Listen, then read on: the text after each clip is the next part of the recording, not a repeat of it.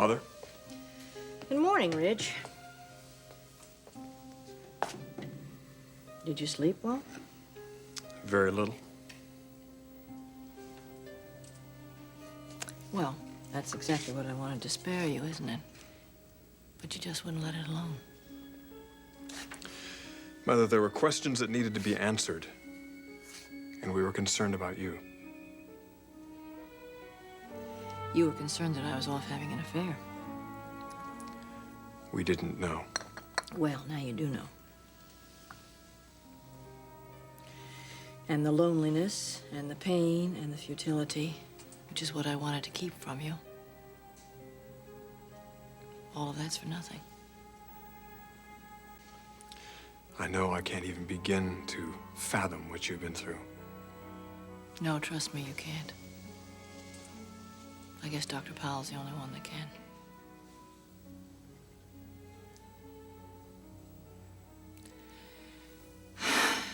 Look, it was something that had to be done. I was the only one that knew about it, and therefore I took care of it. You know, you never cease to amaze me.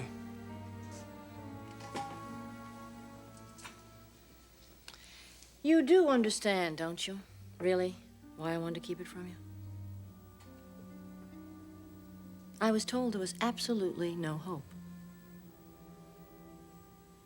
And that as long as Angela would live, she'd be totally disabled.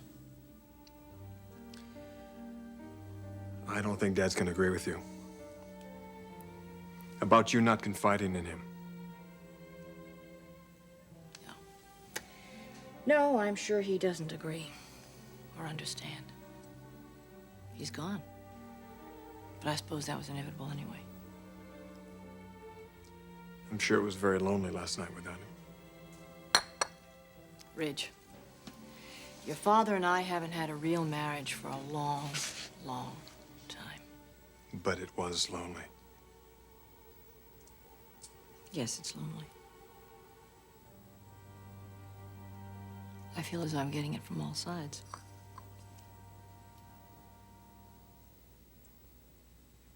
But then the family does feel that I betrayed them.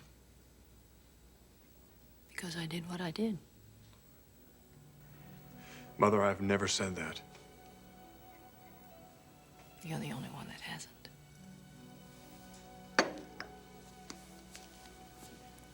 Mother, all any of us can do is the best we can do. You've certainly done that. At what price, though? At what price?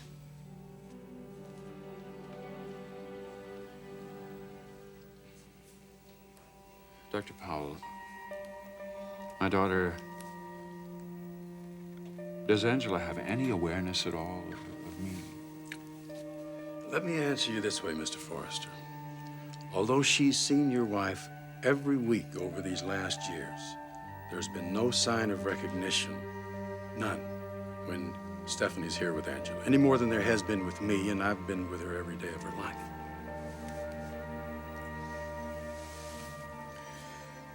There's so much I want to know. Does she, what can she do? I mean, can she get out of bed? With assistance, she can sit for short periods of time in a wheelchair or in bed, but she has to have her back supported. Now, Angela doesn't walk, even with assistance. She doesn't have the manual dexterity to hold objects in her hands, so she has to be fed. She has to have her hair combed for her. She must have regular physical therapy to keep her from wasting away. In other words, Mr. Forrester, Angela needs almost constant attention. God. I'm only just now beginning to understand. A friend of mine pointed out to me last night the incredible sacrifice that Stephanie's made. You can't begin to know. Not only has she dealt with all of the things that I've just mentioned, but your wife has arranged for regular manicures, pedicures, someone to to comb her hair every day, to set it once a week, even though it only lasts a few minutes, an hour or two. Stephanie always had a fierce determination that Angela have all the care and attention possible. I've never known anyone quite like Stephanie.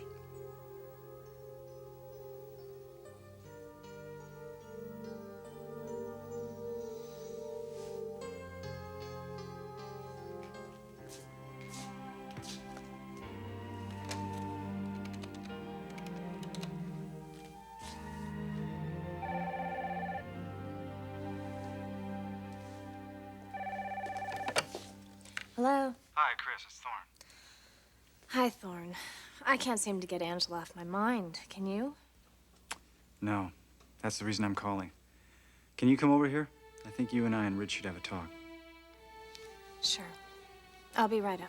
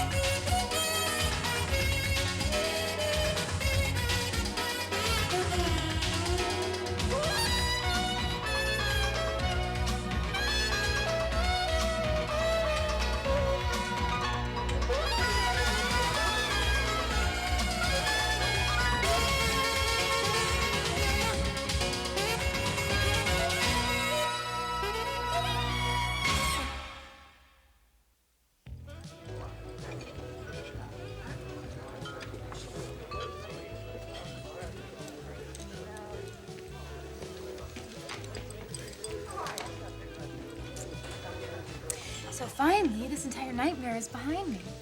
Can you believe it? Nicholas actually went out, combed the entire valley, and bought up every issue of Temptation magazine before the public had a chance to see it. Oh, yeah, you sure about that? Yeah, he gave me his word. Oh, It's amazing. The man is a godsend. I don't see what the big deal is. Ooh, jealous, are we? Nah, I'm not, all right? This chump got Donna in this mess, and he is responsible for getting you out of it. Yeah, but who else would have actually gone so far to buy up every issue? That must have cost him a fortune. Yeah.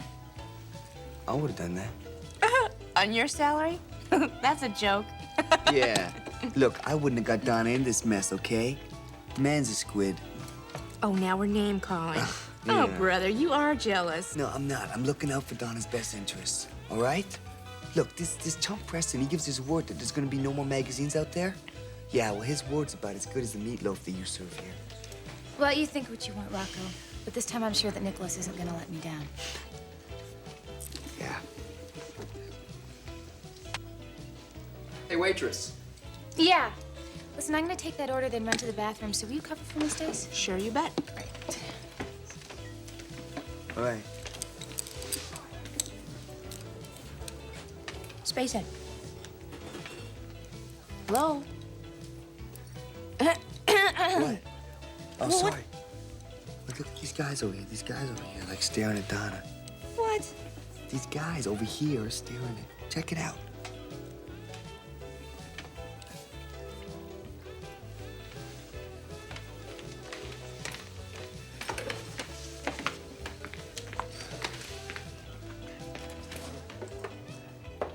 Yeah, I guess they are.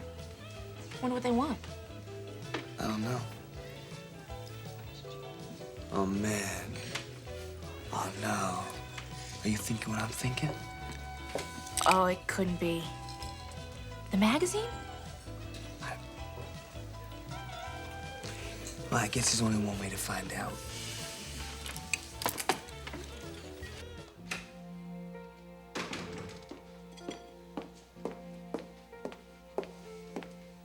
Chris, hi, what's up? Hi, Rich. Didn't Thorne tell you? He felt we should all talk about Angela. No, he didn't say a word. I thought it would be best to wait until we all got here. Well, I guess after having seen Angela, it's pretty hard for any of us to get her out of our minds. God, yes. I think we all share the same feelings. Looking at her, knowing that she's our sister. It could have been any one of us. Look, you all do realize this is not a hereditary problem. We hope so, Rich. Well, I couldn't imagine your mother not telling us before we were married if it were a problem. I can't either. Mother's already said it isn't a problem, but I'll take it up with her again. Right. I think, since it's so important, Ridge, we should all do it together. All right, we'll all ask her. I just hope you give her a few days before you get into this with her. I agree with Ridge. With all this coming out about Angela and your father leaving her, I think that she's under a lot of stress. I agree. Let's give Mother some time. All right, but not 25 years, all right? Look, Thorne, you've obviously got a lot on your mind. Just say it. Don't be taking shots at Mother.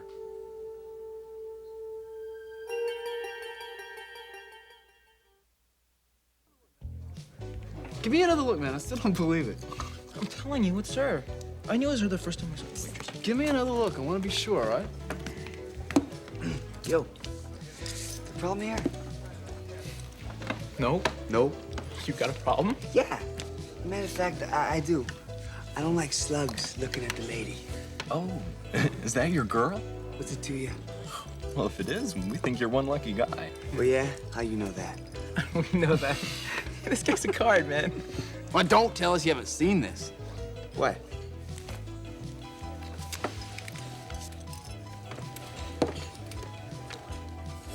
Oh, what's wrong? First time you seen your girlfriend naked? Yeah, Mom.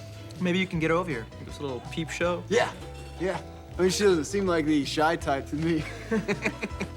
Out. Huh? I said out. I think he means it. Yeah, I mean it, and I'm keeping this too. Oh, that cost me $4.50. Oh yeah, $4.50? $4.50, is that what it cost you? Here's $5, all right? The lady in here, it's not the lady that you think it is, all right? It's someone that looks like her. Yeah, right. Yeah, right. You hear me? Do you hear me? Yeah. Yeah, you got that? Yeah. What about you, Squid? Yeah? Get out of here. Move! Move! You're right. We did have a copy. Yeah, oh yeah, they had a copy, all right. Man, check this out.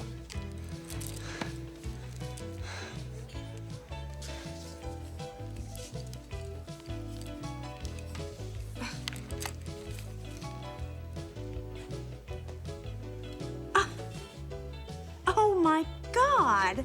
Close that thing. All right, wait, you think this Nick Preston chump, you think he's your godsend, huh? Oh man, Donna is gonna Nah, die. she's not. Not a word about this, not yet. All right, just something I gotta take care of first. Something I should have done a long, long time ago.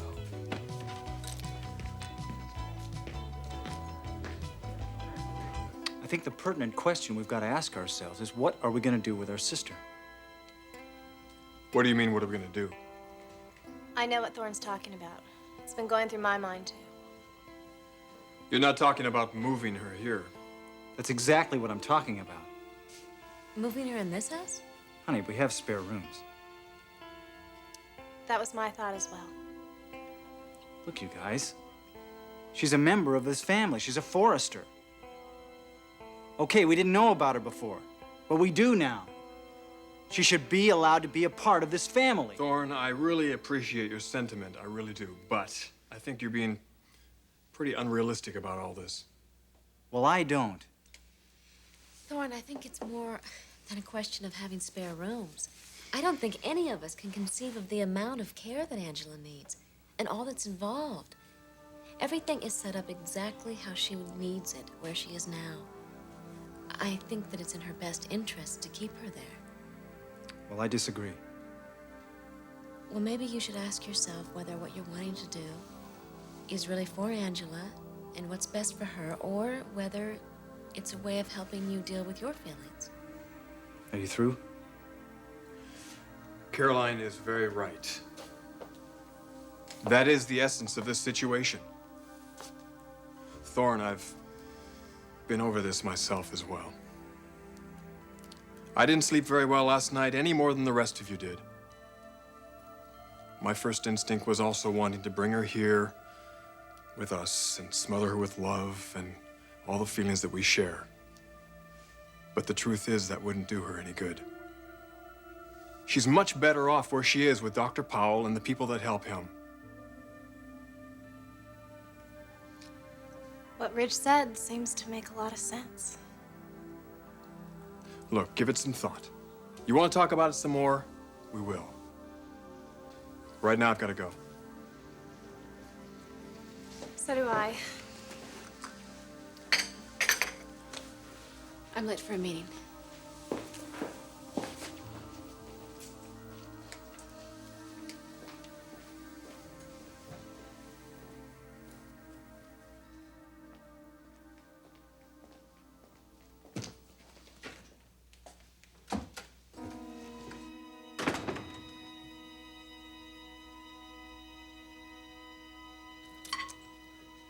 And how old is she now?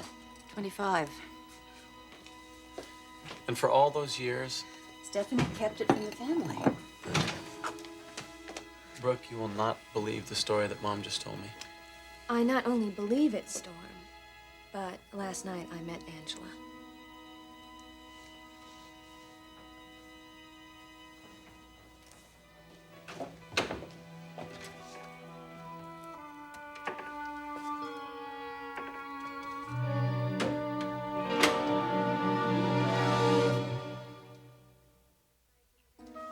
Ridge and I had been with Angela for about 20 minutes or so before the rest of the family got there. I can't tell you how moving it was. Oh, yeah, it must have been. You didn't say how Mr. Forrester took all this. Rich told me that his father was very upset with Stephanie for not telling him anything about Angela over the years. He was outraged by it. But he wasn't thinking clearly. I told him that. You did? Yes, I didn't think he was being fair to Stephanie. Well, I guess I'm just a little surprised. That I would ever say anything positive about Stephanie to her husband? Well, there is an old saying, Mom, about Macy not helping Gimbal.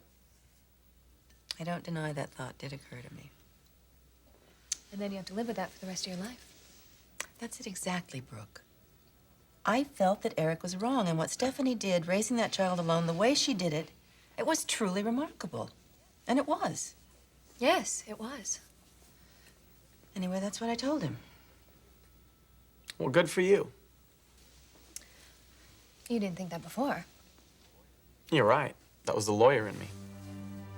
What about the son in you? He thinks you are one pretty okay lady. Which I'm sure is why Mr. Forrester wants to marry you.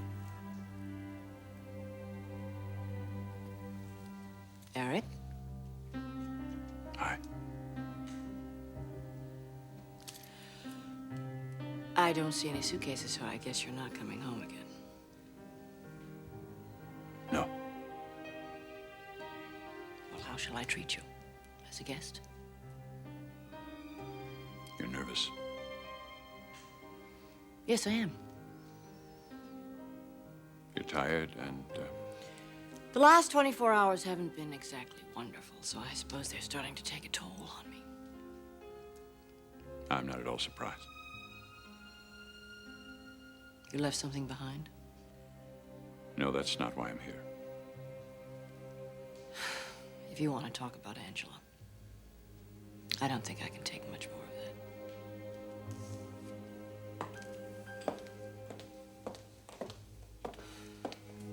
that. I went to see Angela again this morning. How is she? Suddenly, everything that seemed so important in our lives isn't so important anymore, is it? No.